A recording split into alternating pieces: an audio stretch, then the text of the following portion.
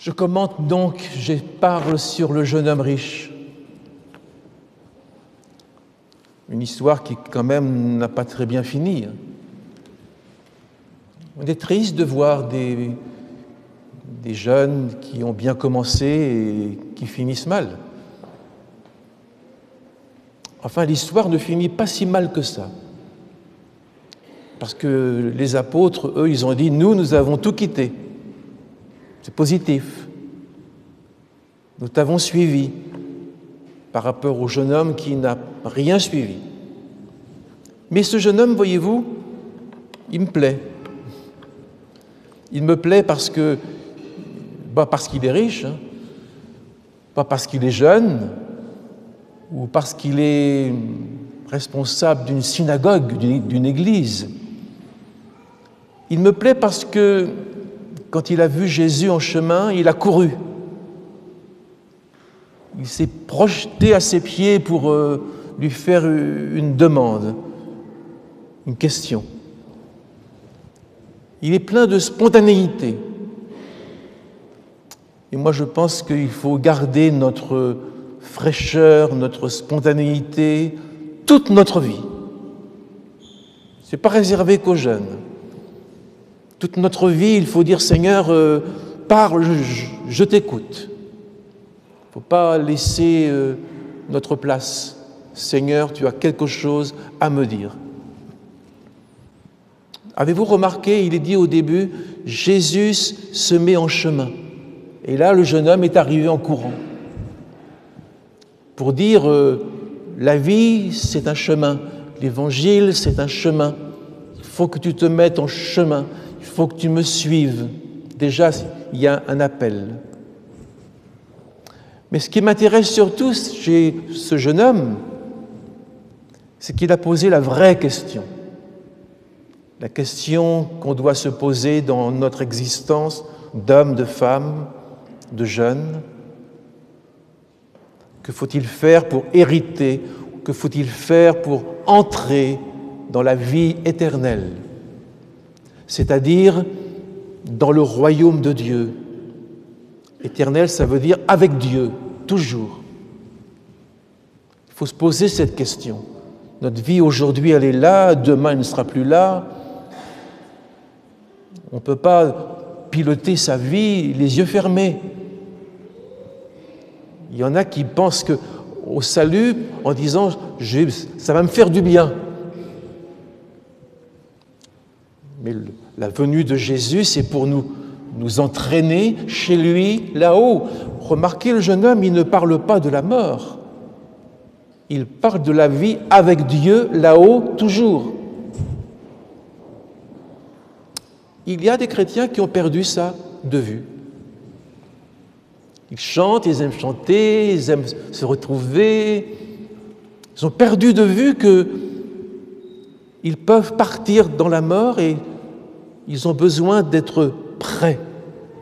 Il faut se poser la question, suis-je en route avec Jésus? Suis-je prêt à comparaître devant le Seigneur?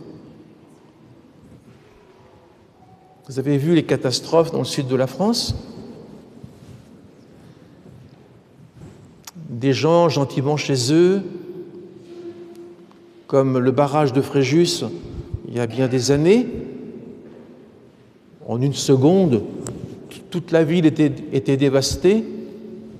Et là, les maisons sont tombées et ils se sont retrouvés devant le Seigneur. Ces choses-là ne sont pas simplement pour les autres. Nous devons être prêts. Alors, que faut-il faire pour avoir la vie éternelle? Il faut que vous me posiez la question. On ne m'a pas souvent posé la question. Jésus dit, tu connais les commandements. Tu les connais. Tu dois les connaître, puisque tu es chef de la synagogue. Tu enseignes les commandements chaque samedi, chaque sabbat. Tu connais les commandements.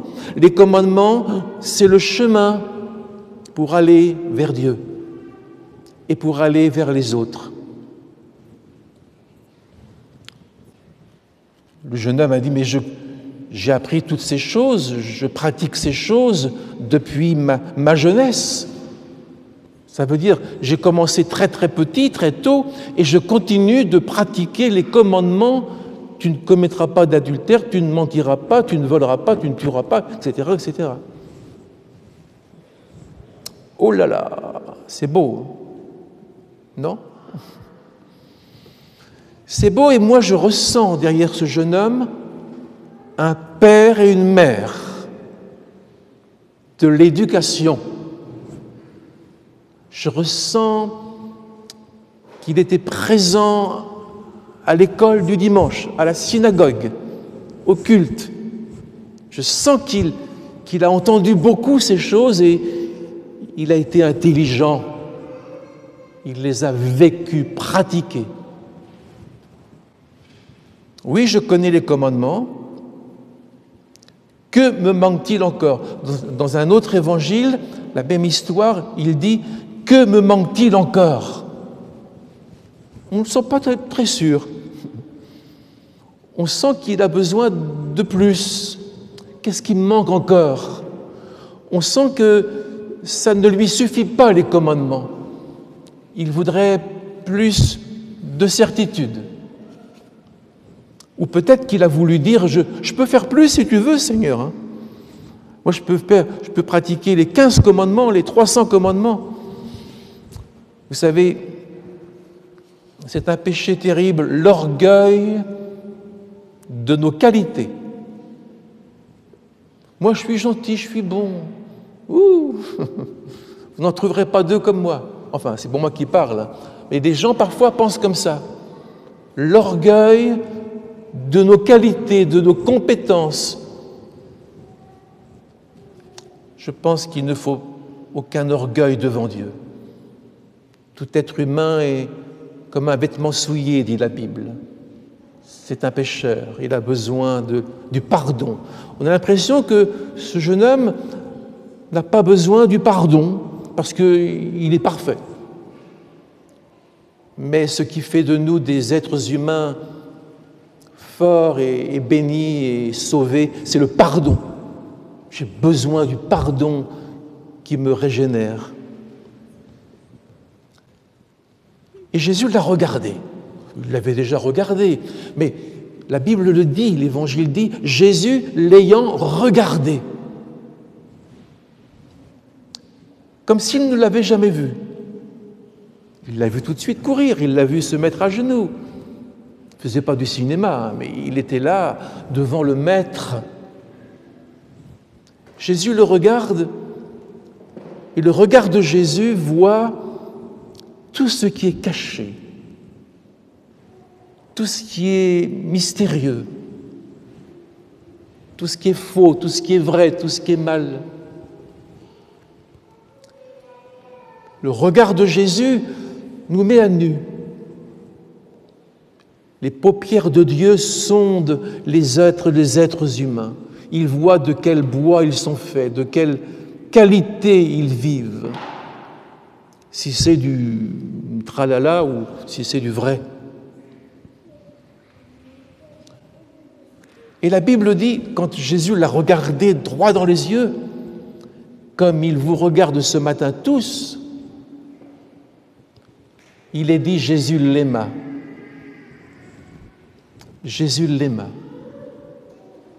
Et je pense que le jeune homme, il a dû se sentir appelé à vivre quelque chose avec ce Jésus qui le regarde avec un regard d'amour. Vous savez, on sent bien quand les gens nous aiment. Ça se voit déjà dans les yeux. Heureusement qu'on n'a pas le masque sur les yeux. Ça se voit, ça se ressent. Et quand Jésus nous aime, je crois que ce jeune homme, il a dû ressentir comme un appel à vivre quelque chose de beau avec Jésus. Et Jésus lui dit, il te manque une chose. Il est très riche. Finalement, il ne lui manque rien. Il a tout ce qu'il faut chez lui.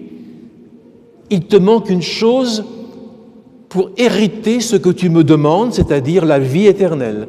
Il te manque quelque chose. Et là, le Seigneur va lui donner le commandement impraticable, le commandement qui nous bouscule tous, un commandement qui est exigeant, un commandement qui ne nous plaît pas trop. Vous savez, dans l'Évangile, il n'y a pas que des choses faciles. Suivre Jésus, c'est pas en dormant du matin au soir. Suivre Jésus, c'est faire des choix, des séparations, des élans nouveaux. Va, vends tout ce que tu as, donne-le aux pauvres, et viens, suis-moi, et tu auras un trésor dans le ciel. Vous entendez cette parole? Vous la connaissez. Je ne vous dis pas si vous la pratiquez. Je ne la pratique pas. Cette parole, elle a été adressée à ce monsieur, à ce jeune homme riche. Parce que ce jeune homme, il avait de tels biens, de telles fortunes, que ça l'empêchait d'avancer vers Dieu.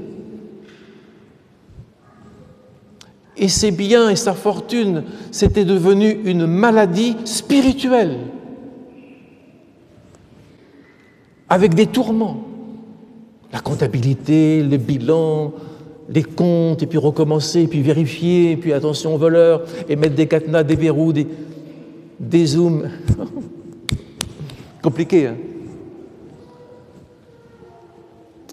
Jésus, il va vers ce jeune homme comme un médecin pour lui dire, il y a une maladie dans ton cœur, il y a une maladie, tu es trop attaché à ce que tu as ou ce que tu es. Tout ce qui va disparaître, tu t'y accroches. Tout ce qui va s'envoler, c'est ta passion, tu ne vis que pour ça et tu oublies le principal, l'essentiel. Tu n'as plus de temps, tu n'as plus le cœur. Parce que quand on se détache de Dieu, on n'a plus le cœur. On dit, moi je le dis aussi, mais enfin ça se dit partout, que le Covid a quand même diminué la foi chez beaucoup de chrétiens. Il y va le Covid, hein.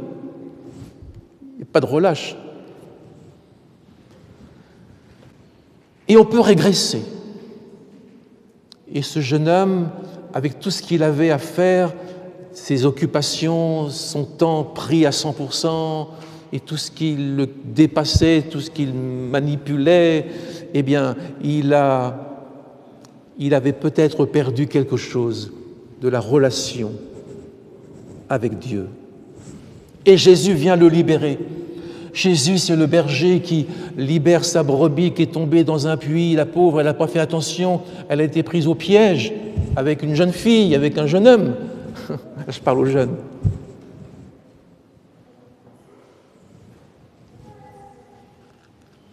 Je voyais une émission l'autre jour, des émissions qui m'ont bouleversé, qui m'ont fait mal au cœur. C'est comment TikTok ou TikTok, vous connaissez. La fin de ces choses-là, c'est la mort. Vraiment. Des jeunes filles se retrouvent dans des situations épouvantables.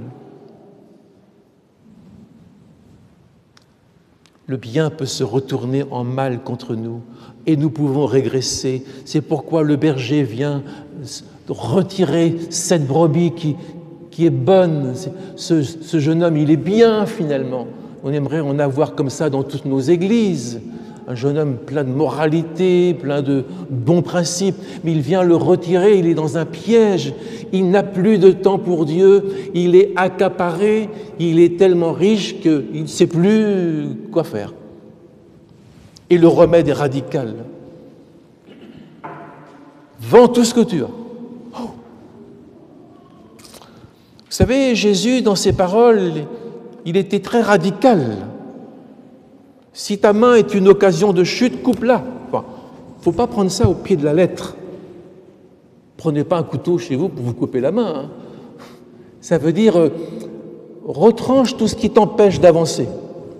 Nous avons des choses, si nous les enlevions, nous irions mieux. Nous le savons bien. Alors Jésus dit, si ton œil est une occasion de chute, arrache-le. Ça veut dire, sois radical. Il faut que tu opères des ruptures. Il faut que tu changes certaines choses dans ton existence. Et tu ne perdras rien, puisque je te dis, tu auras un trésor dans le ciel.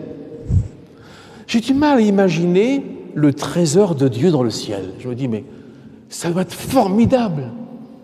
Sur la terre, c'est rien à côté du royaume que Dieu a créé, 100 fois mieux, 1000 fois mieux que la terre et ses beautés. Et tout te sera donné au centuple, 100 fois mieux, sur la terre et dans le ciel. Ouf, le jeune homme. Il baisse la tête, il ferme les yeux, il regarde ses pieds et il s'en va, tout triste. Je me suis dit, j'ai l'impression que le ciel, ça ne le touche pas. Il veut aller au ciel, mais quand on lui parle du ciel, il n'est pas touché. Est-ce qu'il y croit? Est-ce qu'il y croit? Est-ce qu'il en veut vraiment? Ou est-ce qu'il veut tout? Il veut le ciel et la terre. Il veut Dieu et Mammon. Parce que Jésus a dit, l'argent, quand on le laisse faire, il nous domine comme Mammon avec une puissance diabolique. Il y a dans le pouvoir, l'argent, c'est rien du tout, mais dans l'attraction, dans le pouvoir de l'argent, il y a une puissance diabolique, a dit Jésus. Alors, les apôtres sont étonnés là parce que Jésus va leur dire un riche entrera difficilement dans le royaume des cieux. Donc il n'y aura pas de riche là-haut. Enfin, Jésus reprend après, il précise qu'il sera difficile à ceux qui se confient dans les richesses. Ça veut dire à ceux qui mettent leur foi dans les richesses, leur foi dans leur intelligence, leur foi dans leurs diplômes, dans leurs biens, dans leur maison, dans leur voiture, dans leurs plaisirs, ceux qui mettent leur confiance dans ce qui est matériel, terrestre, passager, éphémère. Eh bien ceux-là, ils ne mettent plus leur confiance en Dieu, ils n'attendent plus le secours de Dieu, ils sont là dans l'attente d'un secours humain, matériel, terrestre. Mais dites donc, je pose la question dans mon cœur, quelle chose en moi, en nous, prend la place de Dieu? Peut-être même quelle chose prend plus de place que Dieu. Et Dieu n'a plus de place. Dieu, c'est juste le dimanche matin. Il faut qu'on réfléchisse à notre état intérieur. Parce que suivre Jésus, c'est une question de cœur, de relation, d'écoute, de parole. Et les apôtres sont étonnés, mais qui peut être sauvé? Si finalement il faut tout vendre, tout donner, on ne pourra jamais faire ça. Qui peut être sauvé? Enfin, les apôtres sont rassurés, parce qu'ils se disent, nous, on est du bon côté. On a tout donné, on a tout quitté, on a tout abandonné. Donc, on est du bon côté, donc c'est bien, merci Seigneur. Et Jésus leur dit, c'est impossible aux hommes. C'est une parole terrible, mais rassurante. C'est impossible aux hommes d'être sauvés par eux-mêmes. Mais tout est possible à Dieu. Eh bien là, j'apprends quelque chose. C'est que malgré tout ce que les apôtres ont fait, malgré tout ce qu'ils vont faire, ils ne seront pas sauvés par ce qu'ils ont fait, parce que personne ne peut être sauvé par lui-même, même les apôtres. Mais tout est possible à Dieu. Amen. C'est Dieu qui nous sauve. Parfois, les gens, ils parlent et ils disent « Oh, ils méritent bien le ciel ». C'est Dieu qui nous sauve. Alors les apôtres, ils sont maintenant bien au clair. Je crois que cette histoire, elle nous ouvre les yeux et j'aimerais la lire, la suite et la fin avec vous maintenant. C'est dans l'évangile de Marc. Je pense que vous avez gardé la Bible ouverte sur vos genoux. Et nous sommes arrivés au chapitre 10, verset 28. Chapitre 10, verset 28. Pierre se mit à lui dire, « Voici, nous avons tout quitté. » Ah, on a fait mieux que le jeune homme. Oh, ils n'avaient pas des grandes fortunes. Ils avaient une barque, des poissons, un filet, mais pas des grandes fortunes, mais quand même, ça compte. Ils ont tout quitté, la barque, l'avenir, la profession, le poisson, leur relation de pêcheurs. Nous avons tout quitté et nous t'avons suivi. Jésus répondit, je vous le dis en vérité, il n'est personne qui, ayant quitté à cause de moi et à cause de la bonne nouvelle, sa maison, ou ses frères, ou ses sœurs, ou sa mère, ou son père, ou ses enfants, ou ses terres, ne reçoivent au centuple, 100 fois plus, présentement dans ce siècle-ci, des maisons, des frères, des sœurs, il y a du monde, hein, des mères, des enfants et des terres, avec des persécutions, pardonnez-moi, avec des persécutions, et dans le siècle à venir, la vie éternelle. Plusieurs des premiers seront les derniers, et plusieurs des derniers seront les premiers. Amen. Un évangile qui bouscule, un évangile qui dérange,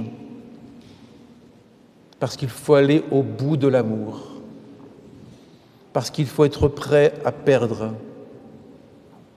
il faut être prêt pour des grands choix. L'évangile, c'est choisir la bonne part, c'est saisir la vie, c'est discerner les choses les meilleures, c'est obéir. Mais ça paraît compliqué, hein? Jésus l'aima. Jésus nous aime et il vient au secours de notre faiblesse. Vous me direz, mais les chrétiens, ce sont des champions. Ils laissent tout, ils abandonnent tout. C'est une élite de l'humanité. C'est pas pour moi. Je suis pas fait pour ça. J'ai pas le caractère à tout abandonner. Ce sont des gens simples, les chrétiens, comme les apôtres, mais qui supplient toujours Dieu de venir au secours de leur faiblesse, de leur incrédulité. Voyez-vous ce qui a manqué à ce jeune homme? Il aurait dû dire, Seigneur, ce que tu me demandes, c'est compliqué. Viens à mon secours. Aide-moi. Viens au secours de mon incrédulité. Voilà ce qui a manqué peut-être à ce jeune homme. Parce que Jésus nous donne la grâce pour attendre son secours. Tout le monde peut aller au ciel. Tout le monde peut être aidé par le Seigneur. Et Jésus dit, suis-moi. Parce que voyez-vous, être chrétien, ce n'est pas seulement accomplir les commandements. Je vais vous surprendre. Ce n'est pas seulement accomplir des commandements. Ce n'est pas seulement écouter la parole. Ce n'est pas écouter des discours ou des sermons du pasteur. Être chrétien, c'est suivre Jésus. C'est vivre avec Jésus. C'est adhérer à Jésus. Jésus est en chemin. Et le jeune homme, le Christ, lui dit, « Mets-toi en chemin avec moi ». Être chrétien, c'est vivre avec Jésus. Et c'est ça, la belle histoire. Et c'est plus important même, je ne dis pas que ça remplace, plus important que les commandements. C'est être avec Jésus. Suis-moi, dit le Seigneur, à chacun de nous ce matin, à moi. Et peut-être qu'honnêtement, on peut dire, Seigneur, je suis encombré, je suis chargé, je suis fatigué, je suis malade. Seigneur, je ne sais pas comment je vais être un bon chrétien. Mais Jésus m'aime. Alors je deviens fort. Alors je peux réussir. Alors s'il est avec moi, qui sera contre moi? Alors je peux me lever comme Bartimée qui a entendu « Lève-toi, il t'appelle ». Je peux me lever. Jésus sera toujours avec moi parce qu'il m'aime. Alors l'Évangile, il se termine sur une bonne note parce que les apôtres ont dit « Nous, on t'a suivi, mais on n'est pas sauvés pour ça.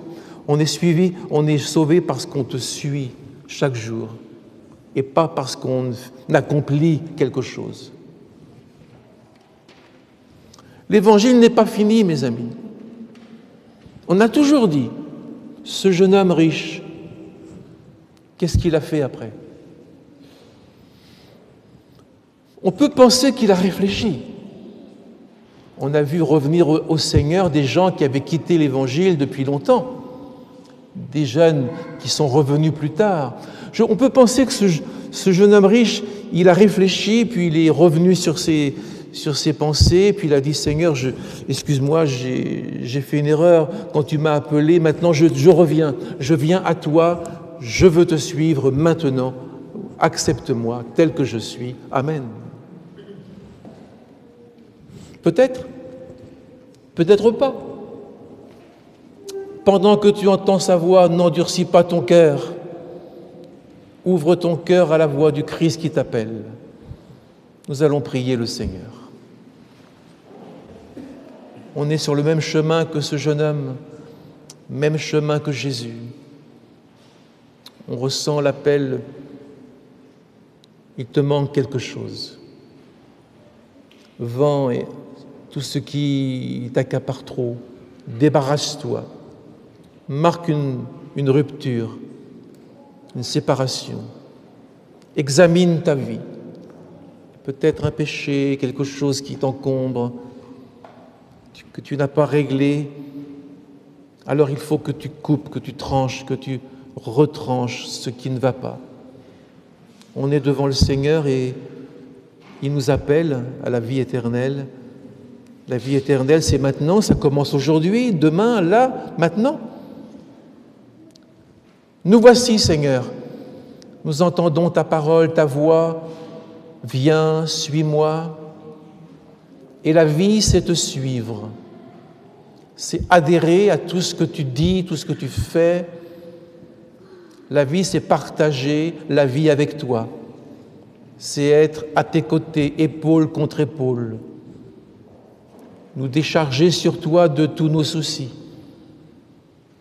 Et puis te regarder dans ta marche et t'imiter, te ressembler, chaque jour un peu plus. Ainsi nous avons la vie éternelle.